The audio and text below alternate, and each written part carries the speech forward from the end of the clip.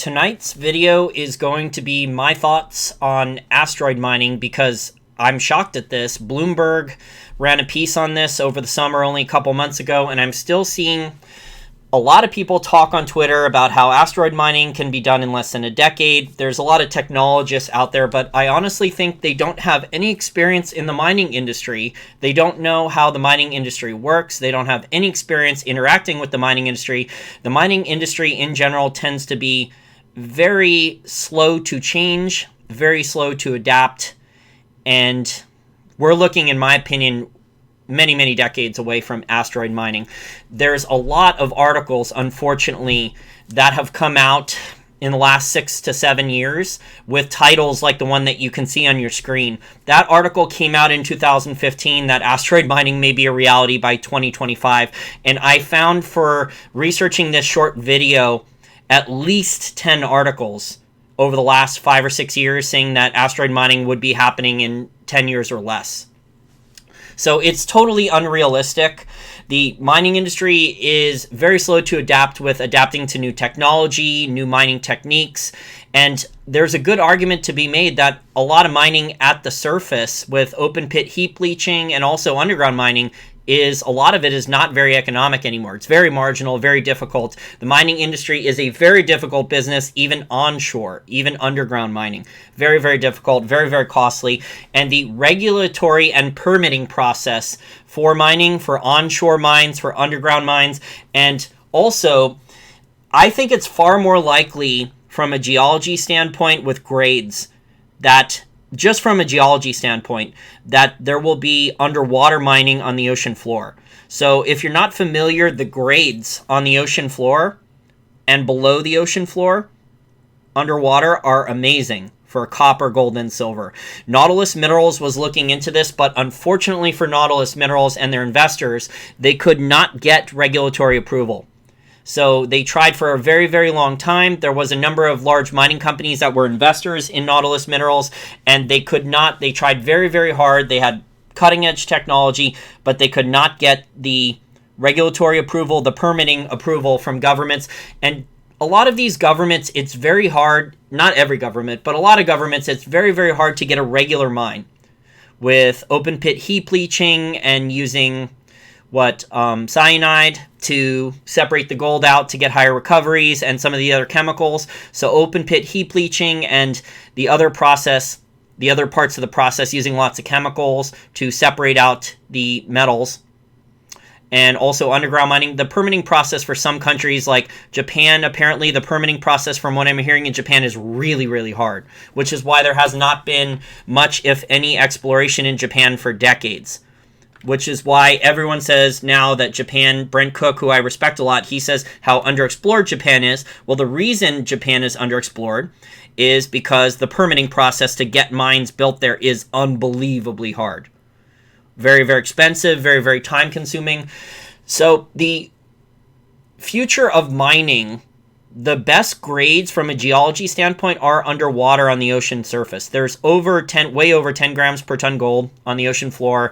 There's 10% copper grades, very high stuff. Nautilus Minerals was looking at this, but they just couldn't get the permits. They tried for years, and 5 months ago, they went bankrupt. So the people who are saying asteroid mining, I really believe that yes, they're technologists, yes, they're looking at robots and, parking a spaceship on a moving asteroid and the grades, and Bloomberg's running ridiculous stories about how an asteroid could be worth many trillions of dollars, if not $1 quadrillion. There's all these articles. I can read some of the headlines are laughable. This one says, this article is from May 26, 2018 from Motley Fool. Asteroid mining phase 1 to begin in 2020. I mean, if you want to just laugh, just look at the titles. I put the screenshot of one of these asteroid mining article titles that totally missed the mark on your screen. This one is from inverse.com, and there's other space.com ones. This one is asteroid mining could be a multi-trillion-dollar business by 2020. The article's from June 28th, 2017. Don't.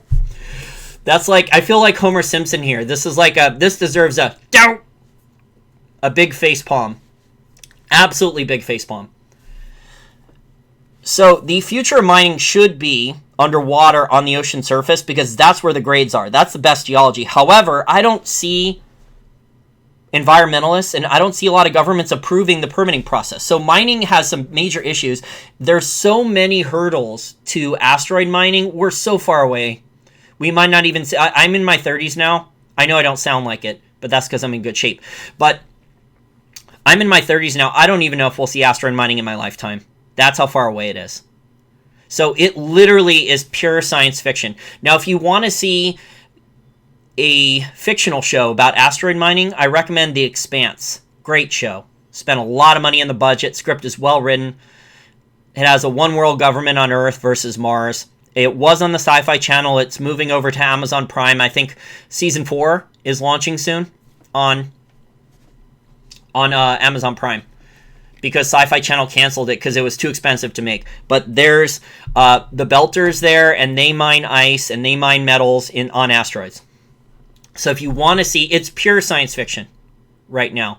And it's going to be, asteroid mining is pure science fiction right now. It's going to be pure science fiction, I think, for a long time. There has to be some major technological breakthroughs, and I just don't see anything on the horizon. A lot of these articles that have been coming out for 6 to 8 years, Goldman Sachs was predicting that asteroid mining would be multi-billion dollars. Like 5 or 6 years ago, they were saying it would be multi-billion dollars and by 2021 or something. I mean, and then there was a consulting company. I forgot the name. I was looking up the articles. The consulting company was way off the mark. I don't know who the hell is paying them to write these research reports. I don't know how much money they're making writing these research reports, but it's a pipe dream, which is, you know, it's also some of the hypocrisy of some of these asteroid mining investors. You have people like James Cameron, right? Mr. Rich Hollywood director who makes the Avatar movie, which is anti-mining.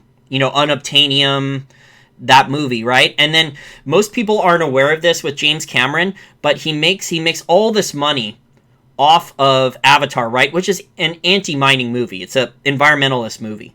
And then guess what? He's one of the larger investors in one of these asteroid mining companies. That's pretty hypocritical if you ask me. So it's pure science fiction now. We don't have any of the tech. The robotics are nowhere near. There's so many hurdles to asteroid mining, and I'm still seeing people on Twitter that adamant that asteroid mining will happen now. Some people have pushed the timelines back now. I saw this today. Someone was saying 2040 the latest asteroid mining. And I'm thinking we can barely mine onshore economically. We can barely mine underground. These governments, the permitting process, the regulatory process for approving a mine onshore, let alone a mine underwater on the ocean floor where the grades are way better than most open pit heap leaching or underground mines. Look, the grades, let's put the grades in perspective on the ocean floor. The grades are so good for gold grades. They're very comparable to Fosterville in Australia and also Hot Maden in Turkey. But I don't think politicians in many of these countries and the environmentalists in the Western world who go to these countries and fight it, I don't think they're going to allow any approval of this. So as much potential as underwater mining has, I think the permitting and regulatory process is going to be an absolute nightmare. And unfortunately for Nautilus Minerals, they had a good business plan and they couldn't get the permits. And that's why they went bankrupt.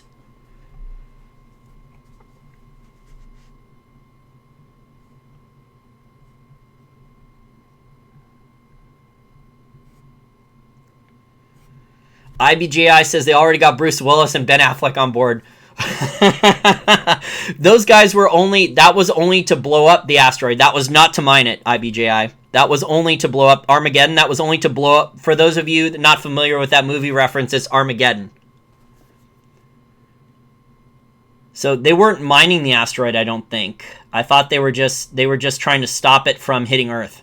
I don't think they were getting paid to mine the asteroid. Oh, IBGI says Space Force. Oh, I just remembered my point. I was going to bring up Space Force. So Trump is placating to the military-industrial complex. He made a deal with the military-industrial complex to increase their budget and approve Space Force. And I don't know if Catherine Austin Fitts has talked about this yet, but a lot of my listeners love to talk about the $21 trillion in undocumented adjustments, the FASB 56, and the 21 trillion missing in undocumented adjustments that the Pentagon has had, over the last 20 years or so. And I don't think all that money was stolen at once. I think it was stolen maybe $1 trillion or $2 trillion at a time. Not even that. It might even be like 500 billion extra per year for the last 20-something years. I mean, the numbers add up a lot. If it's 500 billion or more per year for the last 20 or 25 years, or almost $1 trillion, then the numbers start to work. But I think the Space Force is literally the new black hole where the undocumented adjustments are going to be stuffed into. So the new Space Force is literally like in the military industrial complex, they say it's like black budget or skunk work stuff. Literally, I think the Space Force is the new black hole, the new black budget area where all these hundreds of billions or trillion per year in undocumented adjustments of extra waste, fraud, corruption, and abuse and money stolen per year is going to go. So literally that will be the new black hole or black budget or whatever the heck you want to call it. Space Force will go into there. Now, there's also legitimate reasons why Trump wants a Space Force, because these countries are all upgrading their satellites. People are putting weapons on them, or at least trying to. Although not like the G.I. Joe movie, the second one, where it was like a platinum or palladium tube that was launched from space and it blew up London in G.I. Joe 2. Cobra Commander. that was actually there was actually a skunkworks project, I think, by Boeing or Raytheon or one of those companies, and they're actually talking about that, but it never got out of the testing. It never got out of the theoretical stage, but they turned it into a movie nonetheless. So the viability of asteroid mining, the people who are claiming that asteroid mining is going to happen in 5 years, 7 years, 10 years, 15 years, 20 years, I don't think they understand the mining industry at all. In fact, I haven't seen any of the articles I've read or any of the experts that I've listened to talk about asteroid mining who actually have a mining background. Because if you speak to people in the mining industry, it's a mess. And plus, there's a lot of there's a lack of economic geologists here in the United States. There's a lot of young adults, men and women, that want nothing to do with economic geology. So the industry has a real shortfall for talent. The workforce in economic geologists, there may be career opportunities there in the future because no one wants to do it. No one my age or in college now wants to do it. Eric Lambozo says someone will get the permit, you know how. For what? Underwater mining on the ocean floor or asteroid mining? Matthias says it is not possible to mine asteroids yet. And yet, Matthias, there's been literally with a Google search for asteroid mining, if you want to laugh, there's literally dozens of articles over the last 6 or 7 years talking about from 2012, 13, 14, 15, 16, 17, 18, talking about how asteroid mining is literally just around the corner. So you got to be careful what you put out there with these clickbait articles. You don't want to be the guy on the screen there that wrote this article that asteroid mining is 5 years away. I wouldn't want that on my track record. Bank Runner says the only way we mine an asteroid is after it lands. Yeah, you may be right. I mean, that's how the Great Lakes were created, right? A large asteroid hit and made the dent, the crater there. So all that gold, platinum, and palladium and other metals that were the Great Lakes before the water filled them in, that was an asteroid that hit, right? IBJI, yeah, you can still pay to get a star named after you. Yeah, so it's just ridiculous that Bloomberg was talking about this only a few months ago. There was some clickbait article about $1 quadrillion worth of asteroid mining. And I'm thinking to myself, the regular miners onshore with their open pit heap leaching and the underground mines, a lot of them can't even do that right. A lot of them are barely getting by.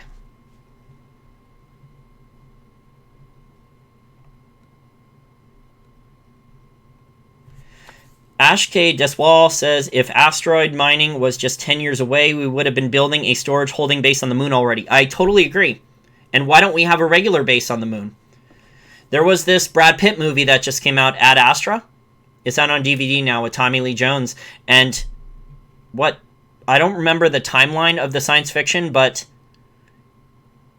they built like a they built like a tourist destination on the moon. So there was military moon bases on the dark side of the moon, and then there was a bunch of tourist stuff on the moon, so people could take the like a space shuttle up to the moon, and you could do tourist stuff like a normal. It was like almost an airport slash spaceport. So it was an interesting take on the future.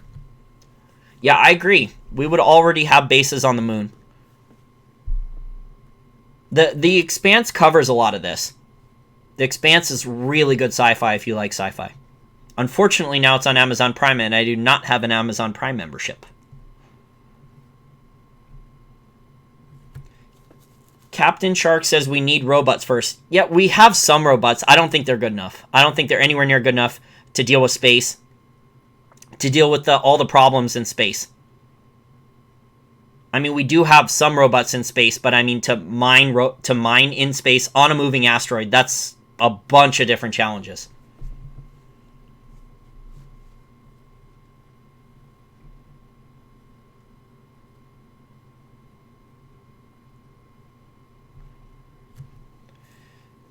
Jack says cyanide is a major problem with mining. If we can find a clean, viable solution that can be discovered, it will open up many previously rejected applications.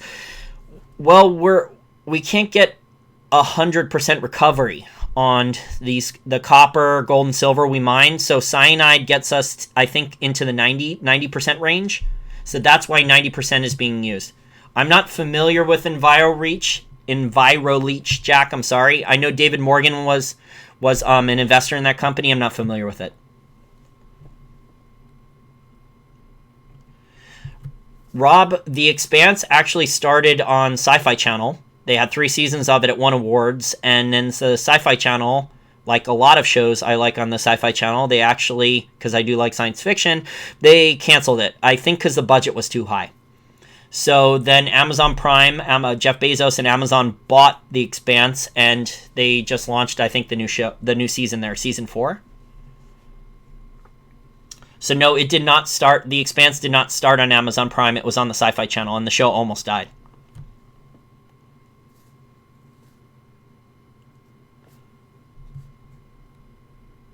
Black Swan says science fiction, enough said. Yeah, I agree. It's pure science fiction. Mining asteroids is decades away. And so ignore all these articles, but they are running these articles nonstop. There's still tons of futurists, tons of technology people on Twitter, and almost all of them, I haven't met a single one who actually has any experience in the mining industry and does not understand how resistant to change the mining industry is. And the mining industry is very, very resistant to change. So the mining industry is very resistant to change, very resistant to adapting to new technologies and innovating. It's normally a very slow process with industry-wide for the mining industry. And then also the regulatory and permitting process for mines onshore, like an open-pit heap leach, depending upon the country and the other jurisdiction. So like the province or the state, the country, the province, the state, the permitting and regulatory approval can be very long, very time-consuming, very, very expensive. And especially for something like uranium mining, and rare earths, because rare earths, most people aren't aware of this unless you're very, very familiar with rare earths. Rare earths have thorium byproduct, and that's radioactive. So that is not a asset. That is not a revenue stream. That thorium has to be stored, so that's a liability. So that's a lot of extra cash to store that thorium byproduct because it can't be used.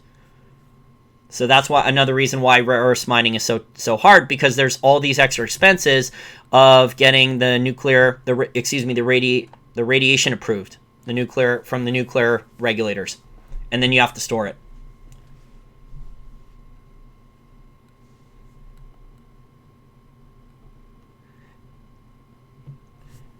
Yeah, Nathan, there's so many challenges. I'm not an expert at asteroids, but there's so many challenges to it. It's decades away. I doubt. Very low probability in my lifetime.